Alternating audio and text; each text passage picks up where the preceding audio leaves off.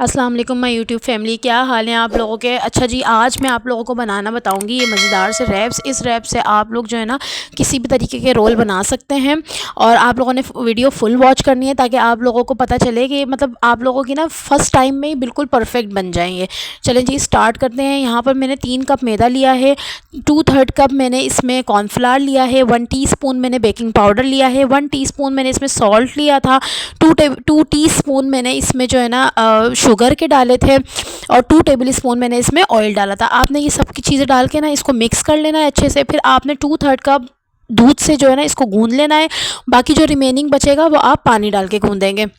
اچھا، ایک بات کا آپ نے خیال رکھنا ہے کہ جو ہے نا یہ آپ نے بالکل نرم آٹا لگانا ہے، بالکل بھی سخت نہیں ہونا چاہیے، اور آپ نے اس کو کم سے کم 5 سے 10 منٹ نا کاؤنٹر ٹاپ پہ ڈال کے اس کو اچھے طریقے سے جو ہے نا گوندنا ہے۔ جس طریقے سے ہم پیزے کا آٹا گوندتے ہیں نا، بالکل آپ نے اس طرح سے اس کو کرنا ہے، تاکہ یہ جو ہے نا بہت اچھا سا بہت سافٹ سا آٹا گوندے اور آپ کے ٹورٹیلا ریپس بہت مزے کے بنے، بہت نرم بنتے ہیں اس سے۔ ٹھیک ہے جی، آپ لوگ دیکھ سکتے ہیں میں نے 5 سے 10 منٹ اس کو گوندا تھا، اور یہ کچھ اس طرح کا ہو گیا تھا۔ دیکھیں کتنا اچھا گوندا ہے یہ۔ پھر میں نے اس کو آدھے گھنٹے کا ریسٹ دے دیا تھا۔ آپ نے اس کو بالکل کھلا نہیں چھوڑنا، اس کو آپ نے ڈھک کر رکھنا ہے۔ میں آپ لوگ کو بار بار یہی بات بولوں گی کہ آپ لوگوں نے صرف ڈھک کے رکھنا ہے، روٹیاں پکانے کے بعد بھی اور اس سے پہلے بھی۔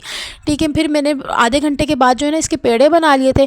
پیڑے بنانے کے بعد آپ نے اس کے اوپر آئل گریس کر کے 20 منٹس کا ریسٹ پھر دینا ہے، اور اس کے بعد بھی آپ لوگوں نے جو ہے نا اس کو کلنگ ریپ سے یا کسی بھی شاپر سے آپ نے ڈھک کے رکھ دینا ہے۔ پھر آپ نے اپنے کاؤنٹر ٹاپ پہ یا پھر آپ جس پہ بھی روٹیاں پکاتے ہیں نا وہاں پہ آئل گریس کریں گے، اپنے ہاتھوں پہ آئل لگائیں گے، اور میرے دیکھیں آپ اس طرح سے جو ہے نا بلتی چلی گئی ہے۔ اگر آپ لوگوں سے اس طرح سے نہ ہونا تو آپ لوگ جس طرح سے ہم روٹی خشکی لگا کے بناتے ہیں نا، آپ لوگ اس طرح سے بھی بنا سکتے ہیں، لیکن بس اس بات کا خیال رکھیے گا کہ آپ نے نا خشکی زیادہ نہیں لگانی ہے۔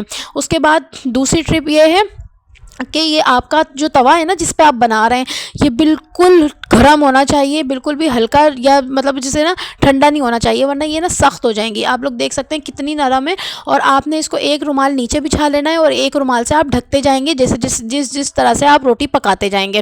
ٹھیک ہے جی، آپ نے بس ایک منٹ میں جو ہے نا ایک سیکنڈ میں مطلب یہ روٹی بنے گی۔ ٹھیک ہے، اس کے بعد بس آپ لوگ کوئی سی بھی فلنگ لے سکتے ہیں۔ میں نے کیا کیا تھا، میں نے آئل ڈالا، اس کے اندر لہسن ادرک کا پیسٹ ڈالا، چکن ڈال دی تھی، پھر اس میں نے جو ہے نا باربیکیو سوس ڈالا، چلی سوس ڈالا، سراچا ڈالا، تھوڑا سا سویا سوس ڈال دیا تھا، نمک ڈالا تھا، لال کٹی ہوئی مرچیں ڈالی تھیں، کالی کٹی ہوئی مرچیں ڈالی تھیں، اور تھوڑے سے مکس ہربس ڈال دیے تھے۔ بس آپ لوگوں نے یہ سب ڈال کے نا اپنی چکن کو پکا لینا ہے۔ پھر اس کے اندر میں نے شملہ مرچ ڈال دی تھی اور گاجر ڈال دی تھی۔ اچھا، بہت سارے لوگ جو ہے نا جیسے الگ سے ویجیز بنا کے پھر وہ رول میں ڈالتے ہیں نا، تو ہم مطلب جیسے بچے نہیں کھاتے اس طرح سے، تو میں نے کیا کیا تھا، میں نے اسی میں ہی اپنی ساری چیزیں ڈال دی تھیں۔